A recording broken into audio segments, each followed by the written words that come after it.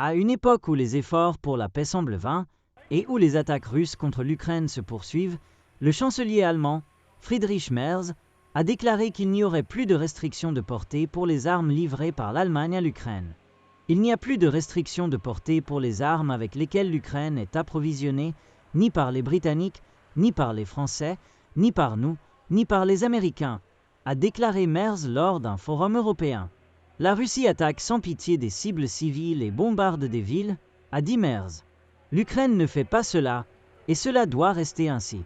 Mais un pays qui fait face à un agresseur uniquement sur son propre territoire ne peut pas se défendre suffisamment, a-t-il ajouté. En Allemagne, le débat se concentre principalement sur les missiles Taurus, avec une portée de 500 km. Lors du Forum européen, Merz n'a pas clairement mentionné le type d'armes, mais le nouveau gouvernement fédéral a depuis précisé qu'il ne commenterait pas davantage les détails des livraisons d'armes à l'Ukraine pour des raisons stratégiques. Selon les informations disponibles, aucun missile Taurus n'a été livré. Les déclarations de Merz ont été accueillies avec des réactions mitigées dans la politique allemande. Certains les ont salués, d'autres ont exprimé des inquiétudes. Pendant ce temps, le Kremlin a réagi immédiatement. La Russie a vivement condamné les propos du chancelier Merz, affirmant que la livraison d'armes à longue portée serait une étape dangereuse.